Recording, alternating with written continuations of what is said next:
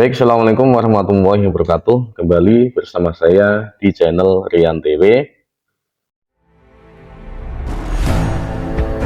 Saya sebenarnya bingung dengan pernyataan SBY yang menyebut bahwa pengajuan masalah pembatasan usia Capres dan Cawapres ke MK itu adalah ulah Jokowi atau perbuatan Jokowi. Yang dalam bahasa lain, SBY mengatakan bahwa strategi apa atau cawe-cawe apalagi yang ingin Jokowi lakukan untuk menentukan capres dan cawapres pilihannya, seperti itu. Ketika saya membaca berita ini, ya, itu saya sedikit sebenarnya tertawa, sekaligus saya kagum, kemudian sekaligus saya tidak mengira bahwa seorang SBY, mantan presiden yang selama ini sebelumnya saya kagumi, ya, saya sempat sebelumnya itu fans, ya, sedikit seperti itu dengan SBY dulu saat saya kuliah, karena memang saat itu kelihatan bagus ya kinerjanya, cuman bobrok, kelihatan bobrok di akhir pemerintahannya. Itu menulis, ya, buku yang berjudul Cawe-Cawe Jokowi. Tapi saya malu sebenarnya, malu dalam arti buku tersebut sebenarnya menggambarkan apa yang ada pada diri SBY sendiri, menggambarkan apa yang terjadi di kehidupan terhadap di kehidupan yang dialami oleh SBY sendiri. Kenapa bisa seperti itu? Ya, kalau kita bisa membandingkan, ya, kalau iya, ya, kalau iya, ini saya mengatakan kalau iya, itu kan masih tuduhan atau masih persangkaan buruk atau seudon dari SBY, ya, bahwa Jokowi ini akan cawe-cawe di dalam menentukan capres dan cawapres nanti, bahwa SBY ini dalam bahasa lainnya itu ingin anaknya Gibran ini menjadi cawapres, entah itu menjadi cawapresnya Ganjar ataupun cawapresnya dari Prabowo.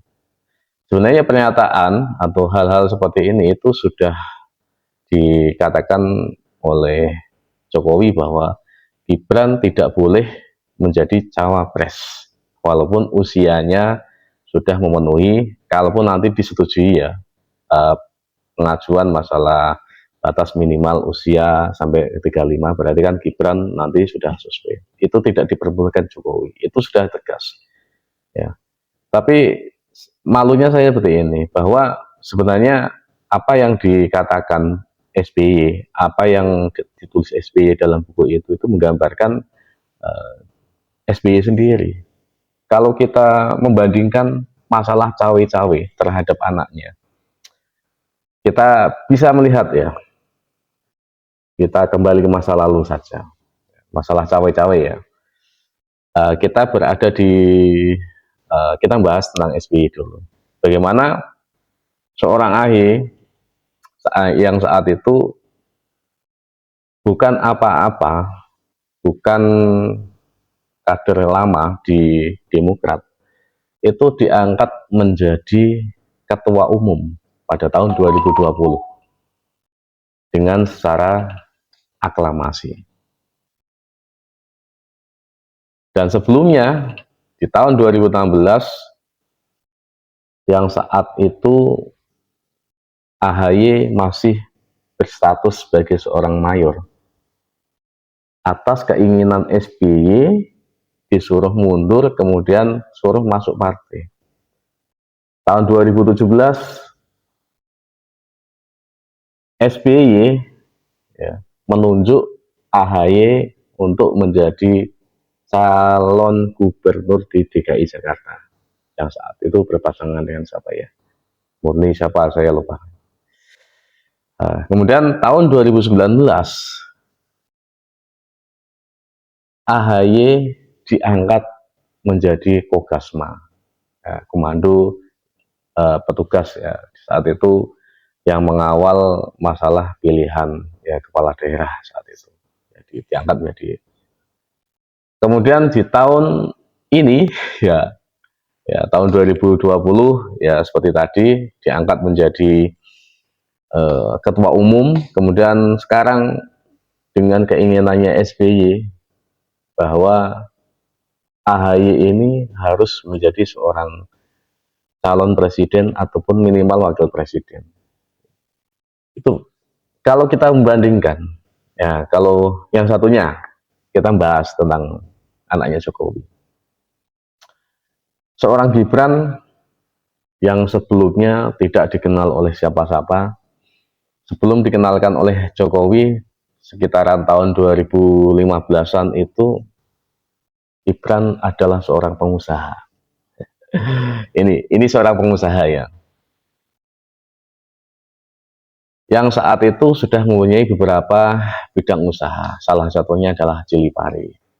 Chili Pari itu ceritanya untuk melengkapi karena Jokowi punya sebuah gedung yang di situ menyewakan untuk pernikahan. Ya itu Gibran menemukan sebuah peluang usaha di situ. Nah, itu otak seorang pengusaha, menemukan peluang atau memberikan solusi. Itulah seorang pengusaha, memberikan solusi. Oh, ini gedung belum ada yang memberikan catering, kalau sekalian saya berikan catering di sini sekaligus jadi paket kan lebih bagus, seperti itu.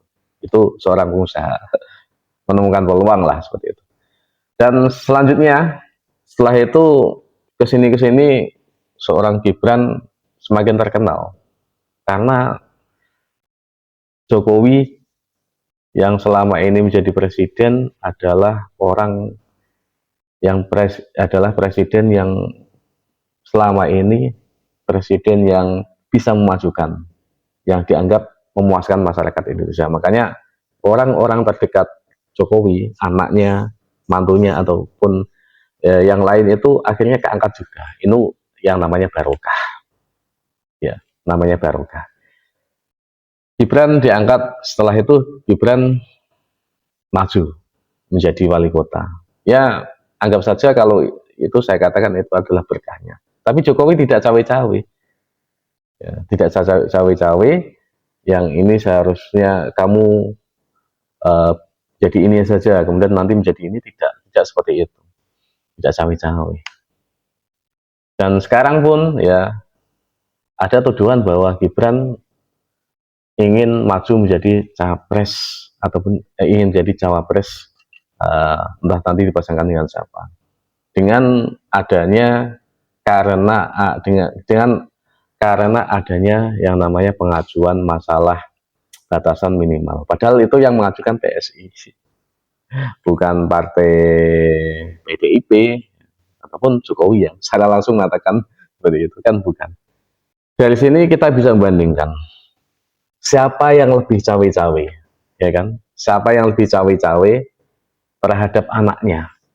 Kalau SBY mengatakan bahwa cawe-cawe hal apa yang direncanakan Jokowi hingga harus menurunkan minimal batas usia menjadi seorang cawapres. Apakah akan mengajukan, dalam bahasa kasarnya, akan mengajukan Gibran seperti itu.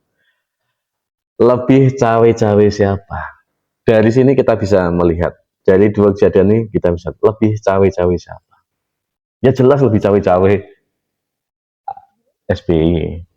Anaknya dituntun dari 2016, disuruh keluar, kemudian cawe-cawe suruh masuk partai, kemudian tahun 2017 harus ikut menjadi calon gubernur saat itu, kemudian tahun 2020 diangkat secara aklamasi ya tanpa persetujuan, karena sebenarnya Partai Demokrat itu kalau kita runtut dari kesana itu bukan partai keluarga, tapi sekarang itu menjadi kayak seperti partai keluarga. Lah tidak bagaimana, ketua majelisnya SBY, wakil ketua majelisnya AHY, ya, ketua DPP-nya Ibas, ketua umumnya AHY. Partai keluarga sekarang. Cawe-cawe siapa? Jadi kalau SBY sebenarnya menulis buku dan di situ berseudon dengan Jokowi, ya, terhadap Jokowi, ya yang di situ isinya cawe-cawe Jokowi. Sebenarnya saya sendiri malu. Saya seharusnya SBY lah yang lebih super cawe-cawe terhadap uh, kehidupan anaknya, kemudian lebih cawe-cawe terhadap lingkungannya, lebih cawe-cawe terhadap partainya. Kan iya, seperti itu.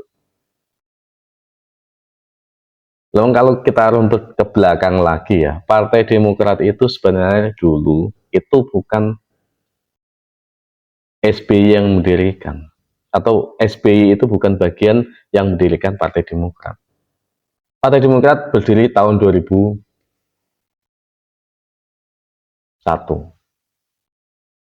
Kemudian AHY itu masuk menjadi kader Partai Demokrat setelah keluar dari Menko Polhukam ya, yang saat itu dipimpin oleh Presiden Megawati tahun 2003. Nah, dari situ sampai ke sini ya, perjalanan waktu kok sekarang menjadi partai keluarga.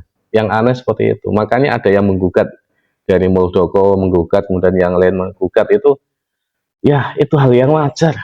Sekarang yang dikuasai oleh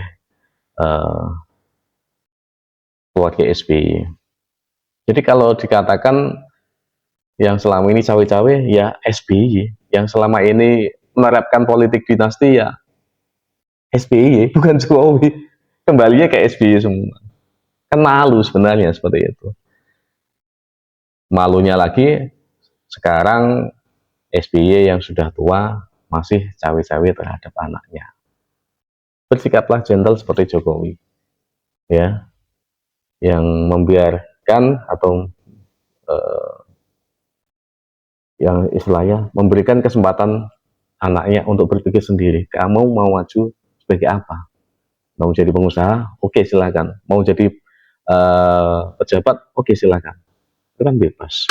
Tidak harus dituntun-tuntun, ini kamu ke sini, ini ke sini. Ibas, kamu ke sini, Ibas, kamu ke sini, kan enggak. Makanya lebih cawe-cawe siapa? Ya SBY jelas. Terima kasih dari saya. Assalamualaikum warahmatullahi wabarakatuh.